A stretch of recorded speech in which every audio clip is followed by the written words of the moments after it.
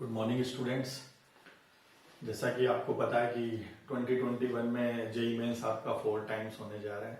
4 attempts मतलब applicant को मिलेंगे, तो उसको ध्यान में रखते हुए अब मैं आपके कुछ डेफिनेट टाइम इंटरवल्स में अपने वीडियो ऐसे डालूंगा जिसमें जेई मेंस के लिए इंपॉर्टेंट क्वेश्चंस कौन से हैं उसको जो है आप देख के अच्छे से प्रिपरेशन कर सको। तो जेई मेंस में जैसे कॉम्प्लेक्स नंबर एक काफी इंपॉर्टेंट टॉपिक में से काउंट होता है, तो आज मैं उनके कुछ 6 क्वेश्चंस यहाँ पे लेके आया हूँ। तो कमिंग वीडियोस में भी मेरे जेई मेंस के पॉइंट ऑफ व्यू से इंपॉर्टेंट क्वेश्चंस जो मेरे को लगते हैं वो आते रहेंगे। तो आप मेरा चैनल सब्सक्राइब कर सकते हैं, तो जो भी आपके बेनिफिट में होगा वो मैं काम करूंगा स्टूडेंट्स। तो आज का मेरा टॉपिक कॉम्प्लेक्स नंबर है, इसके कुछ 6 क्वेश्चन जैसा कि मैंने अभी आपसे बोला लेके आया हूं। इसमें फर्स्ट क्वेश्चन आप देखिए। फर्स्ट क्वेश्चन में if mod z less than or equal to 2 then maximum and minimum value of mod of z minus 4। ऐसे क्वेश्चंस के करने के लिए जनरली दिमाग में स्टूडेंट्स के आता है कि हम जेड को x plus iota y put करें और उसके बाद फिर हम उसको सॉल्व करके कुछ कंडीशन निकालें फिर उसमें अप्लाई करें। तो बच्चों जो आपके ये कॉम्प्लेक्स नंबर हो गया, वेक्टर हो गया, 3D हो गया, ये ऐसे चैप्टर्स हैं जिसमें आप ज्योमेट्रिकल अप्रोच का एडवांटेज ले सकते हैं। तो इसमें बच्चों मैं ज्योमेट्रिकल अप्रोच का एडवांटेज लेना चाहूंगा। तो जैसा कि क्वेश्चन 1 मैंने आपके यहाँ पे दिया हुआ है, इसमें जब आप मॉड जेड लेस देन और इक्वल टू 2 लिख रहे हो तो इसको आप देखें जेड का 0 से डिस्टेंस। तो जेड का 0 से जो डिस्टेंस है ओरिजिन से डिस्टेंस, क्योंकि लिख सकते हो आप इस तरीके से, तो वो 2 है। Less than or equal to 2 है। जेड का 0 से जो डिस्टेंस है वो या तो 2 है या 2 से कम है। तो उसको अब अगर मैं बनाना चाहूं तो ये आपको एक देख, अगर मैंने वही अभी जो बोल रहा था कि अगर मैंने जेड का डिस्टेंस ओरिजिन से 2 लिया होता तो एक सर्कल रिप्रेजेंट करता, और आपने बोला लेस देन 2 तो ये पूरा इंटीरियर ऑफ द सर्कल और ऑन द सर्कल दोनों को कवर करेगा। तो इसको इस तरीके से बना लेते हैं।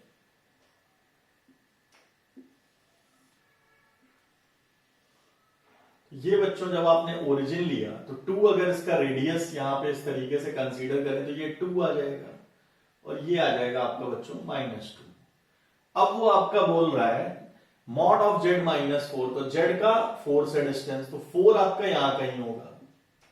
तो ये क्वेश्चन आपके लिए बच्चों काफी आसान हो गया, क्योंकि अब आप ये जो आपके सामने मैंने शो किया हुआ है तो ये केवल सर्कल नहीं है। उन्होंने मिनिमम और मैक्सिमम वैल्यू पे क्वेश्चन क्यों बनाया कि सर्कल का ऑन द सर्कल तो ही सारे पॉइंट सेटिस्फाई कर रहे हैं, लेकिन इसके इंटीरियर पार्ट भी सारे के सारे इसका सोल्यूशन बनेंगे। आप अगर इसको ध्यान से देखें तो आपको बात समझ में आ जाएगी। तो ये जितने पॉइंट्स हैं, ब्लैक कलर का जो मैंने ये दिखाया वो तो है ही है लोकस का पार्ट, लेकिन साथ में ये रेड कलर से जो मैंने शेडेड पोर्शन दिखाया वो भी है। अब आप कह रहे हो जेड का 4 से बच्चों डिस्टेंस, तो जेड का 4 से डिस्टेंस की बात अगर करूं तो मैं यहां से ऐसे करके लाइन ड्रॉ कर सकता हूं। तो ये यहां से जो मिनिमम ऐसे करके ये यहां से इस तरीके से, लेकिन उससे भी पहले आपको ये यहां से यहां तक मिल जाएगा। तो ये मिनिमम डिस्टेंस होगी और ये मैक्सिमम होगी। तो हमको इस क्वेश्चन को सॉल्व करने की जरूरत नहीं, हम ज्योमेट्री से ही इसको बाय ऑब्जर्वेशन आंसर लिख सकते हैं। तो इससे इस लाइन सेगमेंट और इस लाइन सेगमेंट में सबसे छोटा कौन सा है या इसके कंपैरिजन में, तो ये वाला। तो यहां से इसका डिस्टेंस, तो मिनिमम डिस्टेंस, मिनिमम जो आपसे मॉड ऑफ जेड -4 है तो वही होगा जो 2 का 4 से डिस्टेंस होगा बच्चों। 2 का 4 से डिस्टेंस होगा, जिसका आंसर आ गया 2। और फिर जो मैक्सिमम होगा वो ये एक पॉइंट होगा, एंड पॉइंट डिस्टेंस पे। तो ये यहां से आप देखेंगे तो टोटल मैक्सिमम आपका 4 इसका हो गया डायमीटर और +2 ये डिस्टेंस, तो मैक्सिमम ऑफ ये आपका 6 आ गया। तो 2 मिनिमम वैल्यू आपकी, मैक्सिमम वैल्यू 6 है और मिनिमम आपकी, मैक्सिमम वैल्यू 6 है और मिनिमम आपकी 2 है, तो उसके अकॉर्डिंग आपका डी ऑप्शन सही हो गया। तो हमने ये ज्योमेट्री से बच्चों क्वेश्चन सॉल्व कर लिया। अब हम क्वेश्चन 2 पे आते हैं कि क्वेश्चन 2 में अगर हमारा जो है क्वेश्चन क्या, ये भी जो है हम जेड को x plus iota y put करने के बाद करेंगे तो कर सकते हो, बट वो क्वेश्चन आपका लेंथी होगा, तो better you will apply geometrical approach. तो जैसा कि बच्चों इसमें 3z -2 is equal to 3z minus 4 लिखा है। तो मेरा कहना यह है कि आप इसमें से 3 कॉमन ले लें, तो 3 कॉमन लेंगे तो ये 2/3 हो गया, और यहां पे 3 कॉमन लेंगे तो ये 4/3 हो गया। 3 से 3 बच्चों कैंसिल हो गया, 3 से 3 कैंसिल हो गया ना जब आप कॉमन लोगे। अब कह रहा है z का 2/3 से डिस्टेंस और z का 4/3 से डिस्टेंस, तो आप इसको यहां पर ज्योमेट्री के हिसाब से उस तरीके से दिखा सकते हैं। जैसे ये आर्गन प्लेन ले लिया, ये मेरा 2/3 है, ये मेरा 4/3 है। तो बच्चों जिसका मिड पॉइंट आएगा वो, अब इनका डिस्टेंस, तो आप देखिए जब दोनों का डिस्टेंस इक्वल है तो आप ज्योमेट्री के हिसाब से देखेंगे तो ये आपकी परपेंडिकुलर बाइसेक्टर लाइन होगी और ये आइसोसेलेस ट्रायंगल टाइप से बन रहा होगा। ये देखिए, ये जितना भी है ये इस लोकस का पार्ट होगा। आइसोसेलेस ट्रायंगल आपका ये इस तरीके से बना जो। इससे हमको समझ में क्या आया, इससे हमें ये समझ में आया कि z का 2/3, एक पहली बात तो आपके दिमाग में क्लिक करेगा सर मिड पॉइंट इसका आंसर होगा। मिड पॉइंट तो होगा, लेकिन हमारा कॉम्प्लेक्स नंबर बच्चों 2 डायमेंशन बेस्ड है, तो हम इस तरीके से आइसोसेलेस ट्रायंगल बना के अगर परपेंडिकुलर बाइसेक्टर भी निकाल दें तो ये भी हमारा इसके लोकस का पार्ट बनेगा, just because of complex theory of complex number based on 2D। तो यहां पे अगर 2/3 प्लस 4/3 इसको मैं करूं तो ये क्या 6/3, यानी ये कितना आ गया, कैंसिल होके आ गया 2, तो ये x इज इक्वल टू 2 आ गया। या आप इसको लिखें real part of z is equal to 2। तो लोकस के हिसाब से ये क्या आ गई लाइन, लोकस के हिसाब से बच्चों ये लाइन क्या आ गई, स्ट्रेट लाइन। तो है तो परपेंडिकुलर बाइसेक्टर, लेकिन हमारे ऑप्शन में स्ट्रेट लाइन लोकस में दिया हुआ है, तो हम इसमें स्ट्रेट लाइन आंसर टिक करेंगे।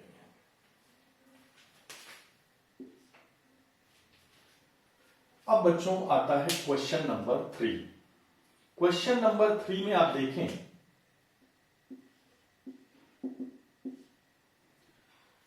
Roots of the equation z की power n is equal to z plus 1 की पावर n, ऐसे करके लिया गया। तो आपका जब ये इक्वेशन लिखा है तो दो अगर उस तरीके से कॉम्प्लेक्स नंबर आपस में इक्वल कब होते हैं, जब उनका आर्ग्यूमेंट सेम और जब उनका मॉडुलस सेम होता है। तो आप दोनों साइड यहाँ पे मैं सजेस्ट करूंगा मॉडुलस ले लें। तो मॉडुलस जब बच्चों आप लेंगे तो ये आ जाएगा मॉड ऑफ z और मॉड ऑफ z प्लस 1 की पावर n भी लिखोगे तो भी यही आएगा, तो मॉड ऑफ z और मॉड ऑफ ये। तो इसके हिसाब से बच्चों लोकस, अब अभी आपने देखा था जैसे ये ओरिजिन हमने यहां पर लिया था, तो यहां पर ये ओरिजिन है, ये -1 है। तो mod of z is equal to mod of z plus 1 दिया हुआ है, तो आप इसको मॉड ऑफ z और z माइनस ऑफ -1 लिख सकते हैं, इसीलिए मैंने ये -1 पहले से ही लिख लिया था। तो इसके मिड पॉइंट से फिर वही बन गया लोकस परपेंडिकुलर बाइसेक्टर, ये ऐसे करके लाइन आ गई, क्योंकि यहां से ये मिड पॉइंट इसके बीच को तो -1/2 हो गया। अब यहां से ये जो डिस्टेंस है ये आपस में इक्वल आएंगे इस तरीके से।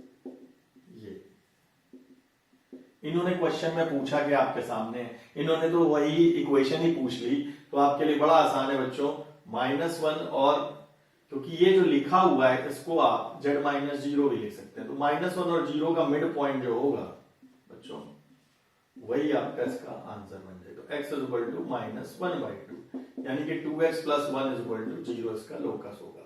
और x ये क्या है, रियल पार्ट ऑफ z, जिसको आप z लिखते थे ना, let z is equal to x plus iota y, तो वो उसके हिसाब से अगर आप देखेंगे तो ये आ गया। तो स्टूडेंट इसमें आंसर हमारा ए आ जाएगा। अब मैं क्वेश्चन 4 ले रहा हूं। क्वेश्चन 4 का आप देखें, क्वेश्चन 4 में मैंने जो लिया हुआ है बच्चों, origin and non real roots of 2z² plus 2z plus lambda is equal to 0 form 3 vertices of an equilateral triangle in Argand plane, then lambda is, तो लैम्डा की हमको वैल्यू निकालनी है। तो इसके सॉल्यूशन में बच्चों देखो मैं क्या कर रहा हूं, जैसे मैंने 2z² 2z plus lambda is equal to 0, तो आपको पता है सम ऑफ रूट्स जब बच्चों आप लेते हो तो सम ऑफ रूट्स क्या आता है, -b/a, जो ax² bx plus c is equal to 0 आपकी इक्वेशन होती है, तो उसके हिसाब से -b/a आता सम। तो यहां से कितना आ जाएगा, ये कैंसिल होके -1 आ गया, और प्रोडक्ट ऑफ रूट यहां से आ गया आपका λ/2। तो जब कॉम्प्लेक्स नंबर में जब बच्चों इक्विलैटरल ट्रायंगल पढ़ाया जाता है तो इक्विलैटरल के लिए कंडीशन होती है, और वो क्या होती है? फॉर इक्विलैटरल, ये आप डिराइव करके भी निकाल सकते हो, तो क्योंकि जनरली ये काफी नोन रिजल्ट है इसलिए मैं इसको डायरेक्ट लिख रहा हूं, Z1 square plus Z2 square equal to Z1 Z2। तो ये कंडीशन जिस बच्चे को याद होती है वो इस क्वेश्चन का आंसर तुरंत निकाल सकता है, उसमें ज्यादा टाइम नहीं लगेगा। तो बच्चों उसको थोड़ा सा देख लेते हैं कि Z1 प्लस, क्योंकि क्लासरूम में जब डिस्कशन हो रहा था मैं इन सबके प्रूफ कराता हूं, ये जितना भी आप देख रहे हो सब परपेंडिकुलर सबके और प्रूफ के साथ में जो है चलता है। लेकिन अब हमें शॉर्टकट सीखने, तो शॉर्टकट में हम इसी तरीके से इनको अगर रिजल्ट हमें याद होंगे तो हम उसका एडवांटेज उठाएंगे, क्योंकि जितना पेपर में वहां पर आपको पता है as far as JEE Mains और जेई एडवांस और any competitive exam is concern, तो उसके हिसाब से आपको हमेशा अपना स्पीड और एक्यूरेसी दोनों ही मेंटेन करना होता है। इसकी जो बैलेंसिंग है वही आपको टॉपर्स बनाती है। तो टाइम मैनेजमेंट, एक्यूरेसी, ये सारी चीजों का हमको ध्यान रखना होता है। फिलहाल हम यहाँ पर देखते हैं स्टूडेंट, इसमें लुक Z1 प्लस Z2 जिस तरीके से लिखा है, तो मैं इसको Z1 प्लस Z2 का whole square minus 2 Z1 Z2 लिख देता हूं, तो ये Z1 Z2 हो गया, ठीक है। और उसके बाद बच्चों क्या आएगा, Z1 प्लस Z2 का होल स्क्वायर, ये हो गया 3Z1 Z2। तो अब आप यहां वैल्यू पुट करके बच्चों निकाल सकते हैं, -1 का whole square is equal to 3 और Z1 Z2 था λ/2, तो हमारा लैम्डा का वैल्यू 2/3 आ गया यहां से, लैम्डा का वैल्यू 2/3। तो उसके हिसाब से हमारा बी ऑप्शन करेक्ट होगा। और ये आपको बता दूं, आप अगर जेईई मेंस के प्रीवियस ईयर्स के क्वेश्चन जाके देखोगे, इक्विलैटरल बच्चों सबसे ज्यादा पूछा गया है। तो अगर आप ये रिजल्ट लर्न कर लेते हो तो उसका आपको एडवांटेज मिलेगा।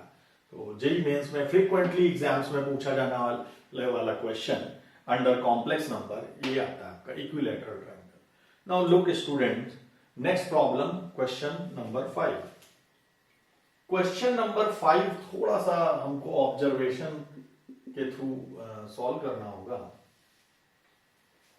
जिस तरीके से इसमें लिखा हुआ है कि इनके जो कॉमन रूट्स हैं दोनों इक्वेशन के, उसका हमको सम निकालना है। तो now see next equation, z³ plus 2z square plus 2z plus 2z square plus 2z plus 1 is equal to 0। तो इसको अगर बच्चों हम देखें तो see here, you may factorize in this way, z³ plus 2z square plus 2z plus 1 is equal to 0। तो factorize करेंगे तो z³ plus 2z square z plus 1 is equal to 0, और यहां पे आप z कॉमन ले लें स्टार्टिंग के 3 टर्म्स में। तो जब बच्चों आप कॉमन लोगे तो यह आ जाएगा z square plus 2z plus 1। Now see, ये z प्लस 1 इक्वल टू 0। तो z प्लस 1 आपका, क्योंकि ये क्या आ गया आपका z प्लस 1 का होल स्क्वायर और z प्लस 1, यू में टेक कॉमन हियर। तो z प्लस 1 जब बच्चे आप कॉमन लोगे तो हमारा क्या आ जाएगा, आप देखें ध्यान से, ये यहां पे कॉमन आने से ये तो z इंटू z प्लस 1 और प्लस 1 इज इक्वल टू 0। तो हमारे पास आ गया z प्लस 1 और z square plus z plus 1 is equal to 0। ये जो बच्चों इक्वेशन आपके सामने आई, वेल नोन इक्वेशन, इसके आपको पता है कि इसके जो रूट्स होते हैं वो आपके ओमेगा और ओमेगा स्क्वायर होते हैं। Omega is a cube root of unity. तो उसके हिसाब से बच्चों यहां से आपके 2 रूट्स निकल के आए, एक तो आया ओमेगा और दूसरा ओमेगा स्क्वायर। 2 तो नॉन रियल रूट्स हो गए और एक आ गया आपका -1 आपका रियल रूट हो गया। अब हमारी बच्चों इक्वेशन ये कॉमन रूट की बात कर रहा है, तो अगर हम यहां 1 पुट करते हैं, अगर मैं यहां पे 1 पुट करता हूं तो -1 सॉरी, तो -1 अगर पुट करता हूं तो -1 नॉट सेटिस्फाइंग दिस इक्वेशन। तो -1 सेटिस्फाई नहीं कर रहा, लेकिन अब हम जो कॉमन रूट की बात, तो अब कॉमन में क्या हो सकते हैं, तो ओमेगा या omega square.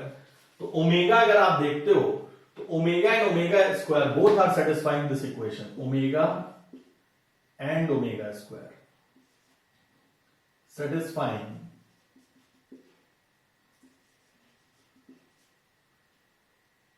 Equation one. Equation one कौन सी है, ये वाली जो मैंने लिखी थी, ये इक्वेशन नंबर वन है, तो इसको सेटिस्फाई कर रहा है। दैट्स वाई इसका सम क्या आ जाएगा, क्योंकि omega cube root of unity है, तो ओमेगा प्लस ओमेगा स्क्वायर क्या होता है, one plus omega sum of cube root of unity zero होता है। तो वन प्लस ओमेगा स्क्वायर अगर आपका जीरो हो गया, one plus omega square zero, तो omega plus omega square minus one, तो वो आपका वैल्यू आ गया। ये आप यहां जाके पुट कर सकते हैं,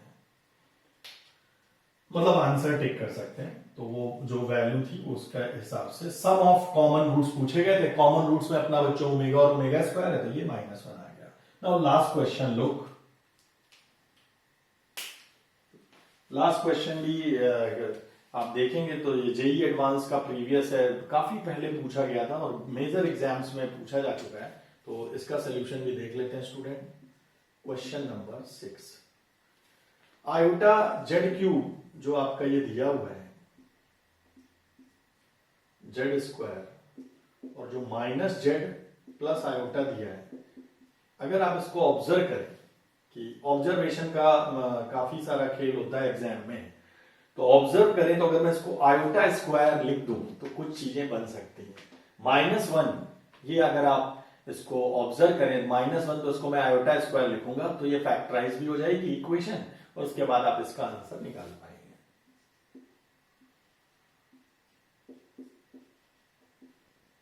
तो मन की आंखों से अगर आप इसे देखोगे तो ये आयोटा स्क्वायर लिखा हुआ है student, iota square Z plus iota,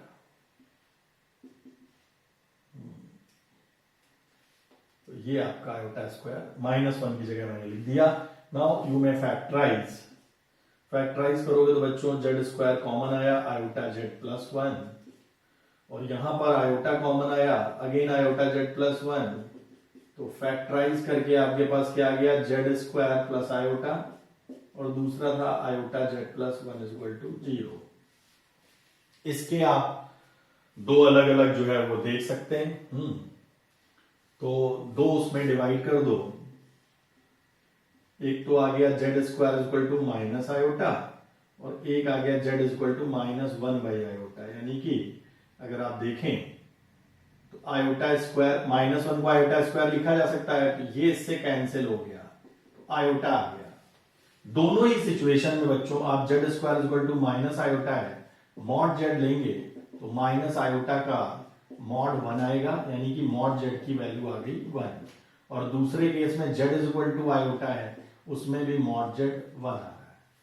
तो दोनों ही केसेस में मेरा मॉड जेड बच्चों वन आया, इसलिए इस क्वेश्चन का आंसर क्या होगा, mod z is equal to one. इसको हम टिक कर देते हैं। तो इस तरीके से बच्चों मैंने आपके सामने कुछ कॉम्प्लेक्स नंबर के क्वेश्चन आज के वीडियो में रखे। तो आई थिंक आपको ये लेक्चर या ये सेशन आपको पसंद आएगा, तो आप लाइक करिए, कमेंट करिए, और भी बच्चों से शेयर करिए। तो जब जो भी आपके, अभी मैंने आपसे जैसे वीडियो के स्टार्टिंग में बोला था कि मार्च, अप्रैल और मई तक जब तक ये चलेगा, तो बीच बीच में मेरे ऐसे वीडियोस आते रहेंगे जो जेईई मेंस को क्वालिफाई कराने में अच्छी रैंक से आपको हेल्प करेंगे। तो please subscribe the channel student. Thank you so much.